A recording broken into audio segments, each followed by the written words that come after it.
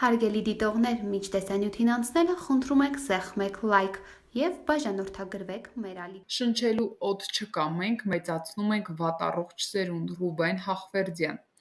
Մարզզվում է փողոց դուրս գալուց։ Երևանում քաղաքային կուլտուրան վերացել է, որովհետև գեղցիները լցվել են։ Խոսքս գյուղացու մասին չէ, որ գյուղում հողի աշխատավորն է ու մեր հիմքն է։ Խոսքս նրա մասին է, ով երեկ չի առաջին օրը գրանցում է ստացել, իրեն թույլ է տալիս երևանցի համարել։ Եթե առաջ Երևանն ուներ իր դեմքը, հիմա այս դեմքը փոխարինել է մարմնի որևէ ուրիշի մասով։ Դեմքից վերածվել է հետույքի։ Սոնա Սաֆարյանի հետ էքսկլյուզիվ հարցազրույցի ժամանակ ասել է երգիչ, երաժիշտ Ռուբեն Հախվերդյանը։